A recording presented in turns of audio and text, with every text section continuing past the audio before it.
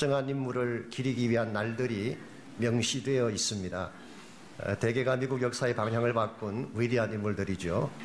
예컨대 1월 달에는 마틴 루터 킹스 데이라고 해서 마크가 되어 있습니다. 이분은 미국의 시빌 라이츠 무브먼트를 일으켜서 미국 역사를 바꿨던 훌륭한 분이십니다. 2월 달에는 프레지던트 데이라고 해서 대통령을 기리는 날이 있습니다. 조지 워싱턴 대통령의 생일을 기념하는 날입니다. 10월 달에는 컬럼버스 데이가 있습니다. 신대륙을 발견한 컬럼버스를 기리는 그런 날입니다.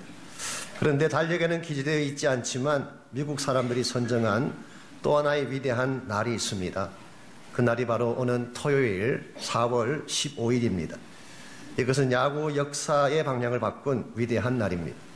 1940년대까지만 하더라도 미국의 메이저리그 팀에 흑인 선수가 한 명도 없었습니다. 그랬는데 1947년도에 제키 라빈슨이라고 하는 흑인 선수가 미국 역사상 최초로 브루클린 다저스, 지금 LA로 오기 전에 다저스 팀이죠. 브루클린 다저스 팀에 42번 번호를 달고 첫 데뷔를 해서 뛰기 시작을 했습니다. 그랬는데 그해 4월달 신시내티의 원정 경기를 하러 갔을 때에 제키가 나오는 장면을 본 모든 관중들이 일제히 야유를 보내기 시작했습니다.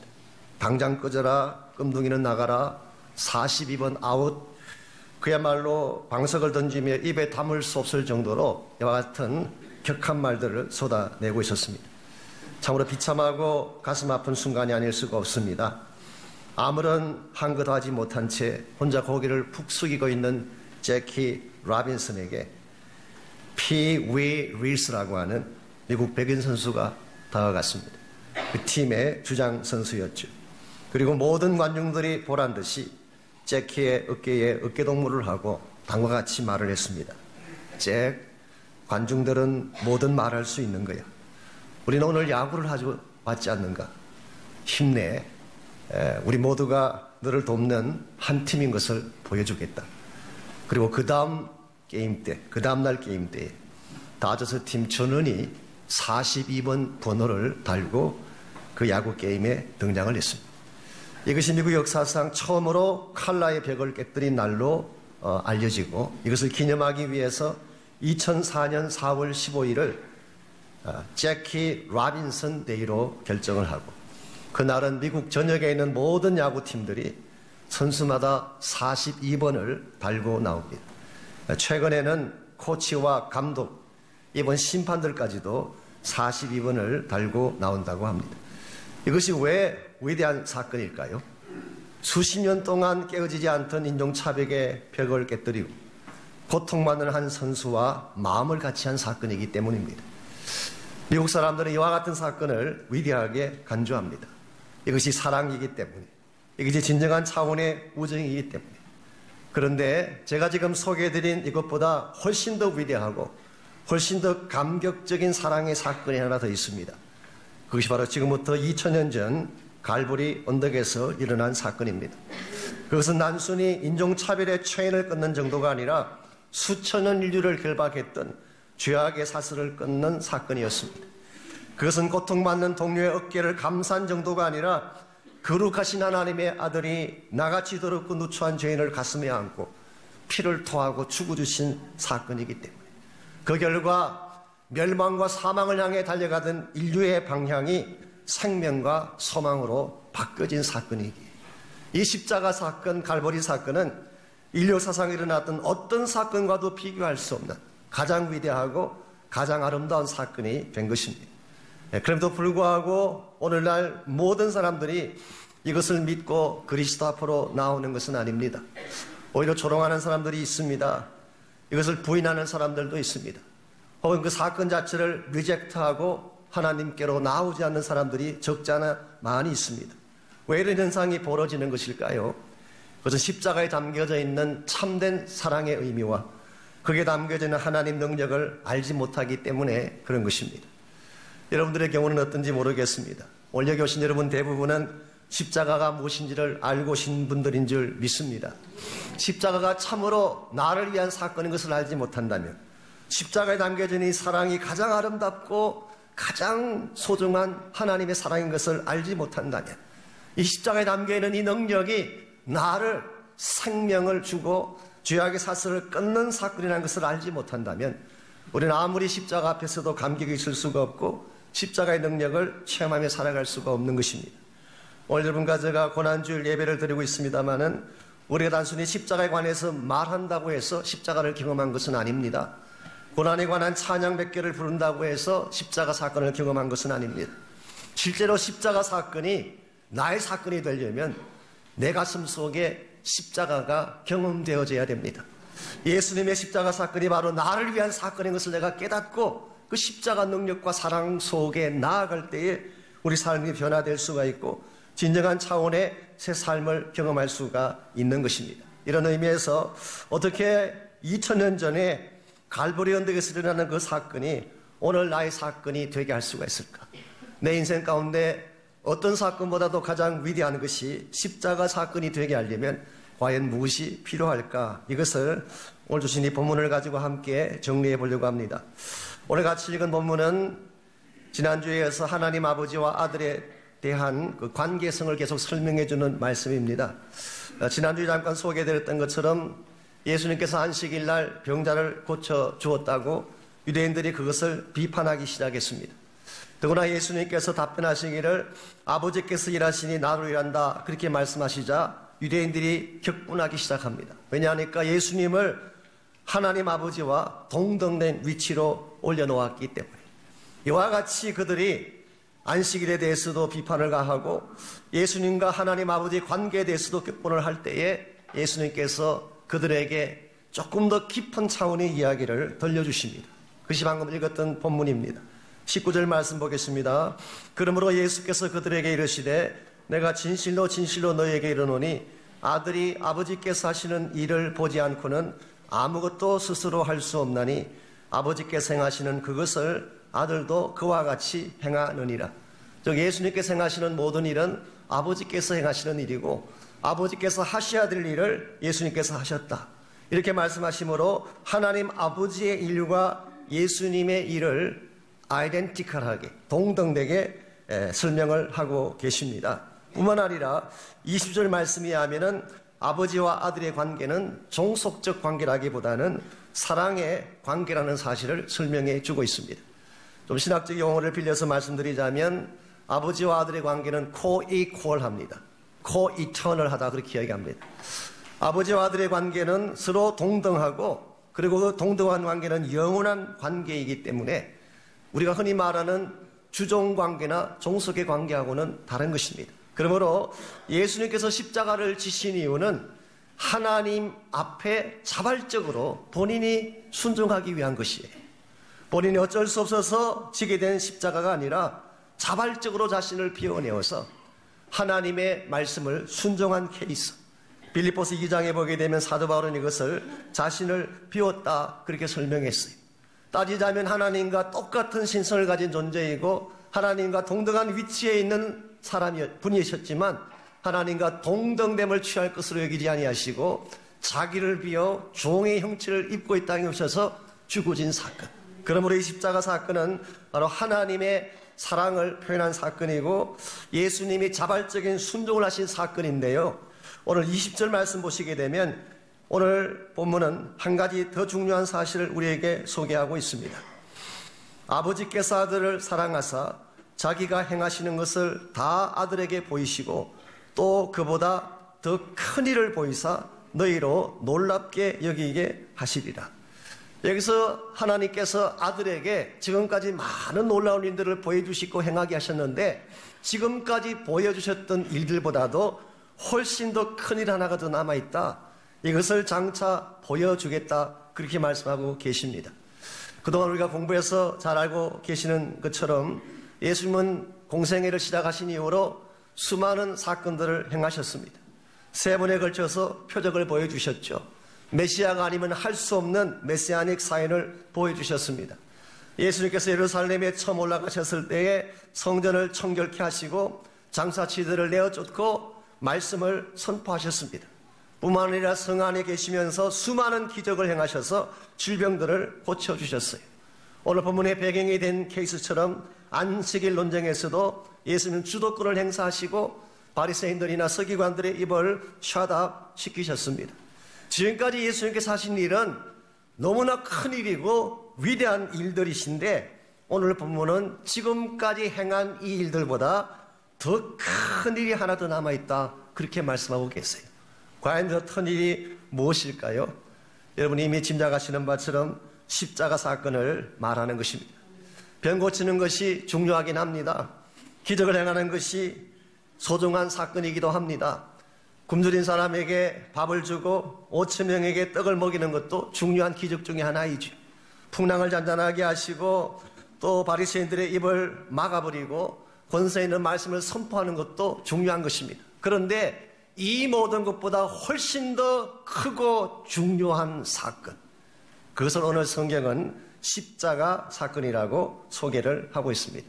왜 십자가가 예수님께서 지금까지 하신 모든 사역보다도 더 놀랍고 더 위대한 사건인가? 이 십자가 사건을 필두로 해서 하나님의 구속 사역이 펼쳐지기 때문에 그렇습니다.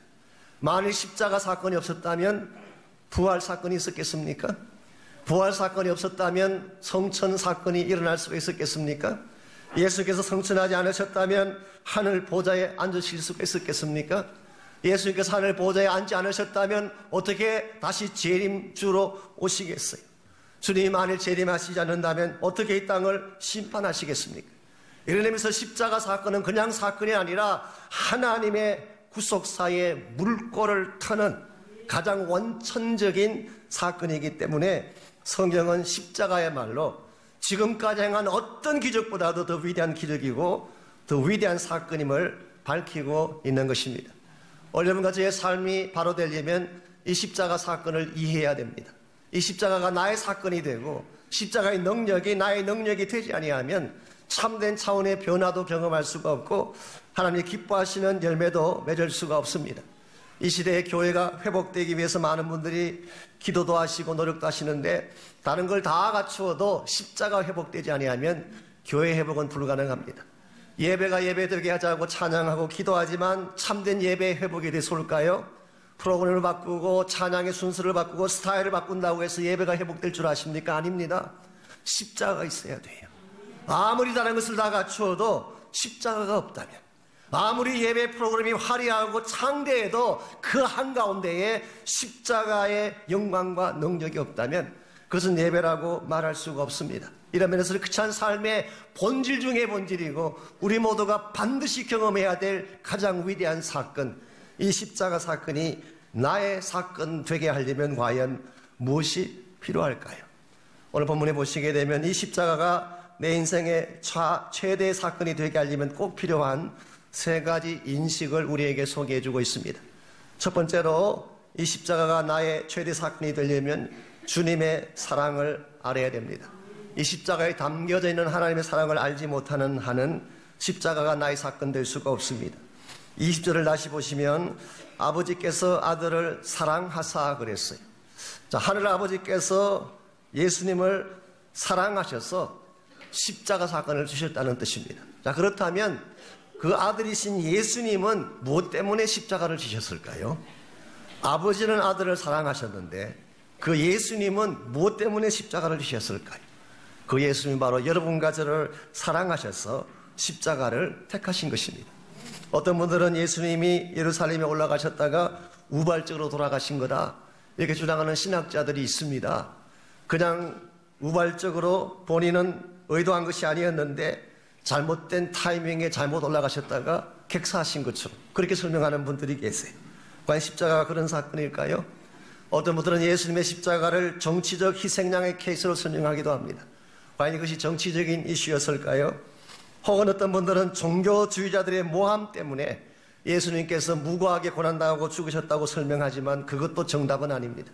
지금 말씀드린 이 모든 것들이 부분적으로 십자가 사건을 가져오게 한 계기는 되었는지 모르지만 십자가의 근본 원인은 예수님 자신이 선택한 것입니다. 주님은 처음부터 죽기 위해 이 땅에 오셨어요.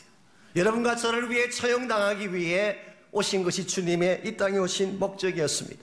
누가복음 9장 51절에 보면 예수께서 기약이 차감해 예루살렘으로 올라가시기로 굳게 결심하셨다는 표현이 나옵니다. 이 예루살렘을 향한 journey는 마지막 여행입니다. 올라가면 십자가 처형 당하시고 돌아가시는 것입니다. 예수님이 그걸 아시면서도 예루살렘을 향해 올라가셨다는 뜻입니다. 왜 뻔히 죽을 것을 알면서, 왜 뻔히 올라가게 되면 채찍 맞고 침뱉음 당하고 벌거벗 겨진 채 피투성이가 되어 죽어갈 것을 알면서도 예수님은 예루살렘을 향해 올라가셨을까요? 이유는 딱 한 가지입니다. 이 길 외에는 여러분과 저를 살릴 길이 없음을 아셨기 때문에, 내가 죽지 아니하면 죽어가는 인류를 살릴 방법이 없기 때문에 예수님께서 대신 죽기 위해 십자가의 길을 선택하신 것입니다.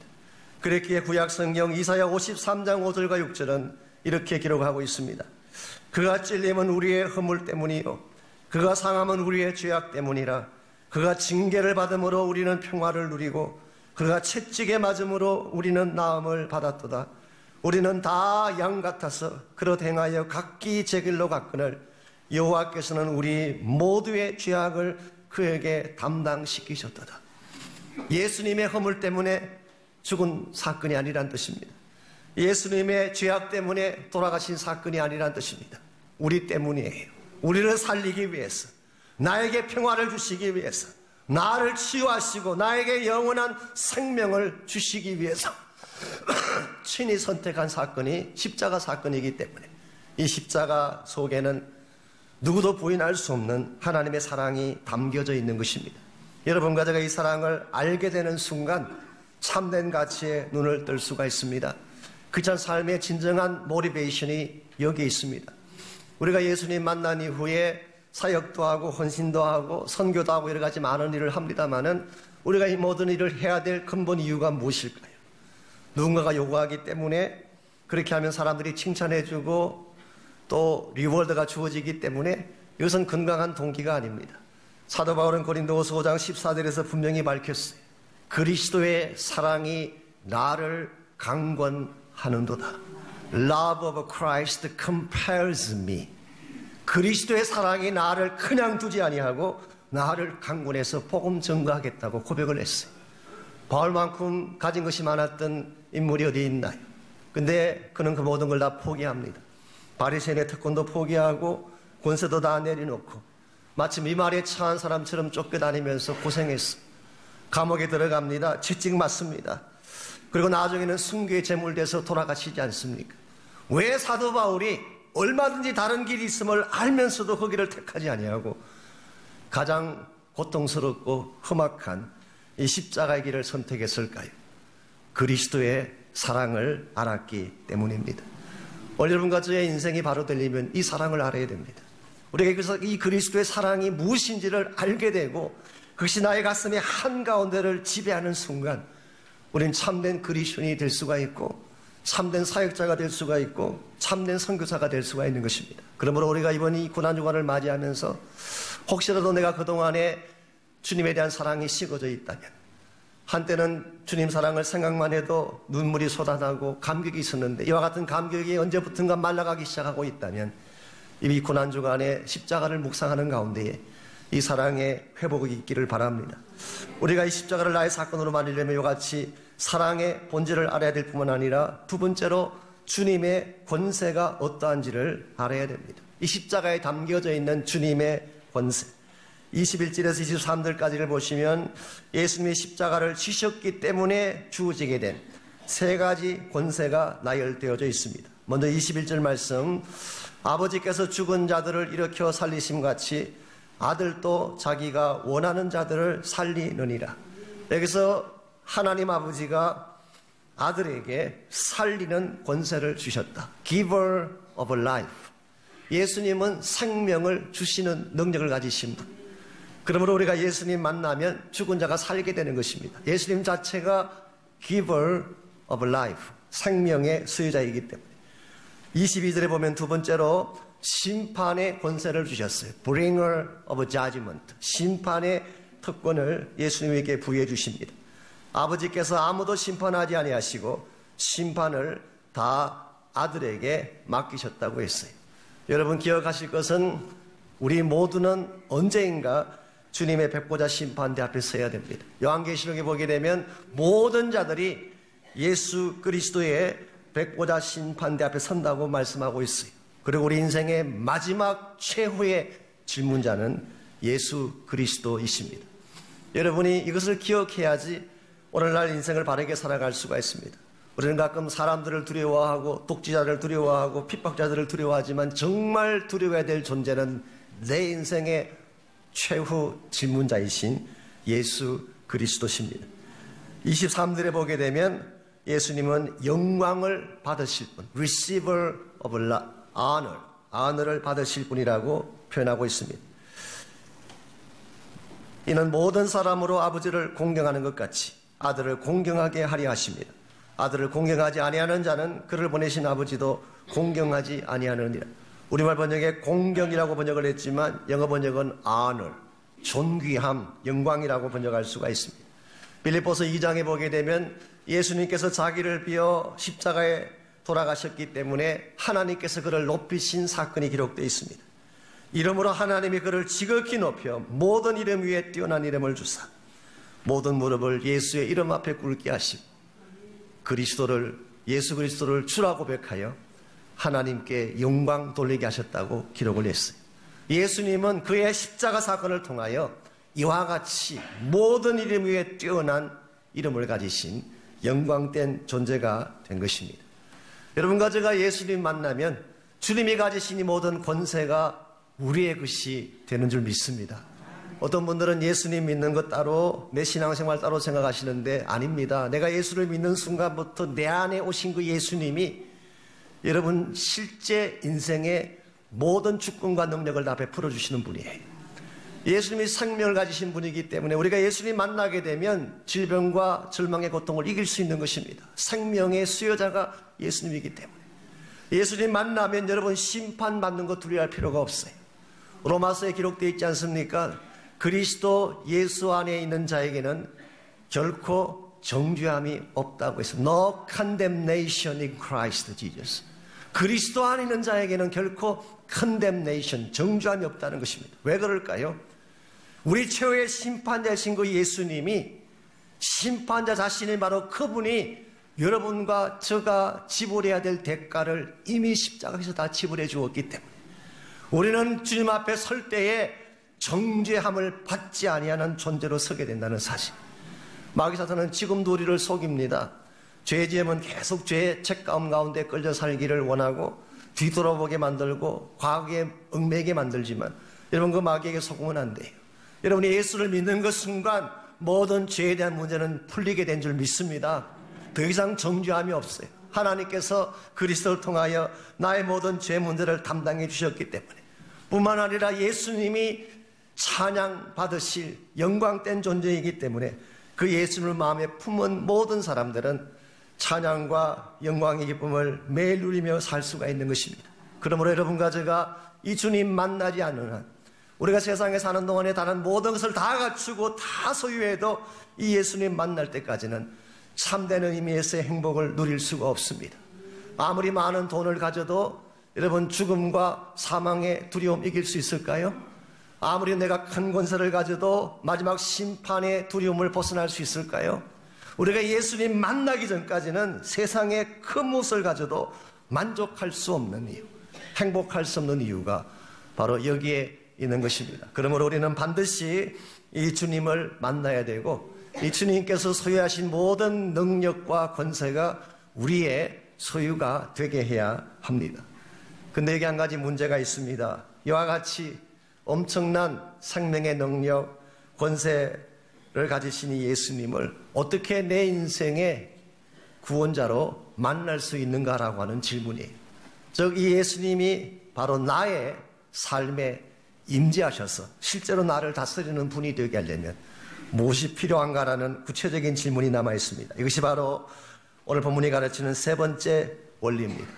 여러분이 정말 예수님을 여러분 인생의 최대 사건으로 삼고 즉 십자가를 여러분 인생의 최대 사건으로 삼고 그 능력 가운데 살아가기를 정말 원하신다면 믿음의 본질이 무엇인지를 알아야 하는 것입니다. 참된 믿음이 어떤 것인가 이걸 여러분이 알지 아니하면 십자가 사건은 여러분과 아무 상관이 없을 가능성이 많습니다. 24절 말씀을 보십시오. 우리가 정말 예수님을 나의 구원자로 영접하기 위해서 반드시 해야 될 중요한 두 가지 반응이 24절에 소개가 되고 있습니다. 내가 진실로 진실로 너에게 이르노니 내 말을 듣고 또 나 보내신 이를 믿는 자는, 여기에 두 가지 액션이 나옵니다. 듣고 믿는 것. 우리가 이 주님의 말씀을 듣고 믿게 되면 어떤 결과가 주어지게 되느냐. 이 주어지는 이 세 가지 결과가 우리 인류가 가진 근본 문제에 대한 해결책이기도 합니다. 여러분과 저는 다 죄를 지었기 때문에 죄를 지은 자에게 반드시 부과되어지는 피할 수 없는 숙명적 운명이 있습니다. 그 첫 번째가 죽음이에요. 로마서 6장 23절 말씀에 하면은 죄의 삭선 사망이라고 했습니다. 그럼 우리가 죄를 짓는 순간 우리 인생에 죽음이 찾아왔어요. 죽음은 죄의 결과인 것입니다.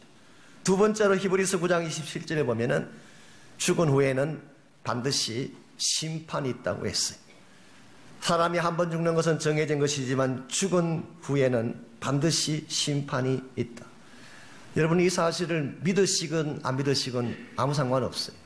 안 믿으셔도 제가 어떡하겠어요. 돌아가 보시면 압니다. 어떤 분들은 죽으면 끝이지, 다 사라지고 없어지는 것이 무슨 이야기냐 그러지만 아닙니다. 죽음 후에 그 다음 세계가 기다리고 있습니다. 한 번 죽는 것은 다 정해진 것이지만 죽음 후에는 심판이 기다리고 있어요. 그리고 마지막 세 번째로 심판의 결과입니다. 둘째, 사망이 우리를 기다리고 있어요. 요한계시록 21장 8절에 보면 영원한 유황 불모 속에 던져지게 된다. 이 세 가지 결과, 죄의 세 가지 결과는 누구도 피할 수 없는 것입니다. 사실 이것이 오늘 우리 인류가 가지고 있는 최대의 문제예요. 이것 때문에 우리 마음이 상해하고, 이것 때문에 고통을 당하고 허무해하고, 여러분이 아무리 많은 것을 소유해도 만족하지 못하고 인생의 빈 공간을 갖게 되는 이유가 여기 있습니다. 죽음과 심판과 영원한 지옥에 대한 해결책을 갖지 못했기 때문에 죽는 순간까지 불안하고 두려워하고 허무한 가운데 살아가는 것입니다. 그런데 이와 같은 세 가지 문제를 24절을 보면은 나의 말을 듣고 믿는 자에게는 이 세 가지 문제에 대한 해답을 주십니다. 첫 번째가 영생을 얻었고, having eternal life. 이것은 예수를 믿는 순간 주어지게 되는 축복을 말합니다. 이 present tense예요. 어떤 분들은 내가 예수 믿으면 천국 가기 위해서 예수 믿는다 그러지만 천당 가는 것도 물론 맞습니다. 그러나 예수 믿는 순간부터 여러분은 영생을 누리기 시작하는 것입니다. 예수를 영접하는 그 순간부터 내 마음속에 이미 천국이 시작되었기 때문에. 두 번째로 심판에 이르지 아니하나니, 미래형입니다. 심판받는다고 했지만 예수님을 영접한 자에게는 심판이 없을 것이라는 뜻입니다. 세 번째로 사망에서 생명으로 옮겨졌다. 이것은 완료형이에요. 여러분과 저는 이미 사망에서 생명으로 옮겨진 우리의 스테이터스가 바뀐 것입니다. 어떤 분들은 예수 믿고 나면 차츰 생명을 향해 나간다고 생각하지만 아닙니다. 우리는 이미 생명으로 옮겨진 존재예요. 여러분이 예수를 믿는 순간 여러분 안에 생명 대신 주님이 오셨기 때문에 여러분은 생명을 가진 자가 된 것입니다. 그렇기 때문에 우리는 이 땅의 삶을 다 끝내도 영원한 생명의 본향인 천국을 향해 가는 것입니다. 이것이 위대한 복음이에요. 나의 말을 듣고 나 보내신 이를 믿기만 하면 하나님은 이와 같은 엄청난 복음의 축복을 안겨주시겠다고 약속을 하고 계십니다. 그런데 한 가지 더 문제가 있습니다. 여기서 믿는다고 하는 것이 구체적으로 어떤 것을 말하는 것인가? 예수 믿으면 구원받습니다. 예수 믿으면 천당 갑니다. 근데 예수 믿고 구원받으십시오라고 이야기할 때에 그 말이 실제적으로 의미하는 바가 무엇일까요? 뭘 하라는 뜻일까요? 여러분이 한남초인 앞에 가셔서 전도를 하십니다. 예수 믿고 구원받으십시오. 그렇게 이야기하면 그 전도를 듣는 분이 어떻게 이해할까요? 뭘 하라는 말로 이해할 것 같아요.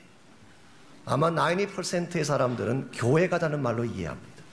교회 가자는 말로 대부분 이해해요. 이건 교회만 나오면 다 구원받나요? 교회 나온다고 오르메리칼리 구원이 보장되나요? 믿는 것과 교회 나오는 것은 엄연히 다른 것입니다. 오늘 우리가 이 믿으면 이와 같은 축복을 받는다고 했는데 이 믿음에 대한 구체적인 내용을 알지 못하면 여러분은 계속 애매한 가운데 있고 교회는 다니는데 뭔가 풀리지 않는 숙제를 갖고 살아가는 것입니다. 여기서 믿는다고 하는 말이 무엇을 의미하는 것인가? 한 세 가지 스텝을 가지고 설명해 드리려고 합니다. 제일 첫 번째로 여러분이 정말 믿으려면 제일 첫 번째로 필요한 것이 understanding, 이해를 해야 하는 것입니다. 여기에 대해서 스펄전 목사님이 했던 귀한 말씀이 있습니다. 우리의 믿음은 맹목적인 것이 아니다. 왜냐하면 지식과 함께 시작하기 때문이다. 우리의 믿음은 사색적인 것도 아니다. not speculative. 확실한 진리를 대상으로 삼고 있기 때문이다. 우리의 믿음은 추상적인 개념도 아니다. 왜냐하면 계시의 실체이신 하나님에게 우리의 운명을 맡기는 것이기 때문이다. 그리고 우리의 믿음은 맹목적이지 않습니다. 예수님이 누구인지, 무엇을 하셨는지, 내가 어떤 일을 해야 되는지에 대해서 분명한 이해가 필요합니다. 그래서 저희 교회에서는 뭐라고 했나요? FAITH를 하는 이유가 여기에 있는 것입니다. 두 번째로 이와 같이 understand 한 후에는 acceptance, 받아들여야 돼요. 여러분이 아무리 복음에 대해서 잘 이해를 하고 납득한다고 할지라도 이 복음의 주인이신 예수님을 인격적으로 마음의 문을 열고 초청하지 아니하면 결코 여러분은 구원의 자리에 이를 수가 없습니다. 요한복음 1장 12절에 보게 되면 믿음에 대한 아주 선명한 설명이 나옵니다. 우리가 구원받는 믿음이 뭔가라고 물었을 때에 거기에 대한 가장 확실한 설명이 요한복음 1장 12절에 나와 있어요. 영접하는 자, 곧 그 이름을 믿는 자들에게는 하나님의 자녀가 되는 권세를 주셨다고 했어요. 우리가 하나님의 자녀가 되고 영원한 천국의 모든 권세와 복을 누리게 되려면 예수 그리스도를 영접해야 됩니다. 영접한다는 말의 뜻은 영어로 invite 하는 것입니다. 나의 마음의 문을 열고 나를 위해 죽으시고 부활하신 바로 그 예수 그리스도를 나의 개인적인 구원자로 초청하는 것입니다. invite 하는 것입니다. 요한계시록 3장 20절에 보게 되면 내가 문 밖에 서서 두드리노니 누구든지 내 음성을 듣고 문을 열면 내가 그에게로 들어가 그로 더불어 먹고 그로 더불어 모든 교제를 나눌 것을 약속해 주셨어요. 여러분들, 우리가 마음의 문을 열고 기도로 예수 그리스도를 초청하기만 하면 주님은 우리 마음 중심에 들어오셔서 나의 모든 죄를 처리해 주시고 나의 구원자가 되어 주십니다. 이거 우리가 보편적으로 말하고 있는 믿음의 단계인데 여기서 한 가지 더 나가기를 원합니다. 세 번째 단계가 trust 혹은 commitment. 이것은 맡기고 헌신하는 것입니다. 내가 정말 예수님을 나의 구원자로 영접했다면 이제부터는 그분을 내 인생의 주인으로 삼고 실제로 그분을 trust하고 그분을 내가 믿고 그분을 따라서 살아가야 하는 것입니다. 오래전에 시카고에 쿡 카운티라고 하는 가난한 사람들이 모여 사는 그 카운티에 레이몬드 릴리라고 하는 한 흑인 청년이 있었습니다. 가난한 집에서 태어났고 흑인으로서 인종차별을 많이 받았어요. 어릴 때부터 마음속에 상처가 많았습니다. 어디를 가든 정당하지 못한 이 사회 현실을 보면서 그런 마음속에 정오심이 생기고 분노가 생기기 시작했어요. 특별히 그의 마음속에 가장 미워했던 대상이 교회였다고 합니다. 사랑을 이야기하고 진리를 이야기하면서도 이와 같은 불공정한 세상을 돌보지 않는 교회를 향해서 그런 마음속에 굉장한 정오심과 분노를 품고 있었어요. 그런 어느 날 그런 마음속에 결심을 합니다. 이 동네에 있는 교회에 가서 그 교회를 이끌고 있는 목사를 때려 죽이고 나도 생을 마쳐야 되겠다. 그렇게 결심을 하고 자기 동네에 있는 교회당에 들어갔습니다. 들어갈 때 자기 가슴 속에 벽돌 한 장을 품고 들어갔어요. 그리고 맨 앞자리에 앉았어요. 기회가 되면 벽돌로 목사님을 내려칠 생각이었습니다. 근데 이와 같은 사실을 전혀 알지 못하는 그 목사님은 그날따라 전심을 다해 십자가와 보혈에 대해서 말씀을 선포하고 있었습니다. 처음에는 이 레이몬드의 마음속에 쏘아 그게 나와 무슨 상관이 있다는 것이냐, 전혀 그 말에 귀를 기울이지 않으려고 했지만 자기도 모르는 사이에 가슴이 뜨거워지고 마음이 열리기 시작했어요. 성령께서 역사하신 탓인 줄 압니다. 그러다가 드디어 보혈에 대한 말씀을 선포하는 순간 자기도 모르게 자기 가슴 속에 맺혀있던 상처와 한이 터져나오면서 그 자리에서 꼬꾸라져서 통곡하며 울며 회개하기 시작을 했습니다. 그리고 목사를 치기 위해 가져갔던 그 벽돌을 가지고 자기 가슴을 치며 눈물로 회개하고 예수 그리스도 앞으로 나아가 그분을 영접하고 새로운 인생이 됐습니다. 그러고 나서 수년의 세월이 흐른 어느 날 시카고의 쿡 카운티에 있는 한 병원에 선한 사마리아인이라는 별명을 가진 흑인 목사님 한 분이 사역을 하고 계셨어요. 가난한 자들, 소외된 사람들, 정말 이 세상 가운데서 가장 비천하게 사는 그 사람들을 돕고 섬기는 데에 전심을 다 쏟아 부었기에 선한 사마리아인이라는 별명을 갖게 된 한 흑인 목사님, 바로 그분이 그 옛날 청년 레이몬드 릴리였습니다. 이분이 일평생 동안 그 사명을 하시다가 세상을 떠난 날, 그의 장례식장에 수많은 인파들이 몰려왔습니다. 그의 관 앞에 손때 묻은 벽돌 한 장이 놓여 있었어요. 바로 그 벽돌은 이 릴리가 밤마다 하나님의 사랑 앞에 가슴을 치며 울고 울었던 눈물 자국으로 얼룩진 바로 그 벽돌이었다고 합니다. 사랑하는 형제자매 여러분, 우리 모두도 레이몬드 릴리와 다를 바가 없었어요. 우리의 가슴 속에도 죄악의 벽돌들이 있어요. 분노의 벽돌들이 있고 상처의 벽돌들이 있습니다. 우리가 수십 년 동안 인생을 살아오면서 남들 앞에 다 공개하지는 않았지만 내 가슴 속에 바위덩어리 같이 한 맺힌 고통들을 우리 모두가 다 안고 살아왔어요. 이와 같은 벽돌은 우리의 힘으로 절대 깨뜨릴 수 없습니다. 오직 한 가지 십자가 사랑만이 이 벽돌을 깨뜨릴 수 있습니다.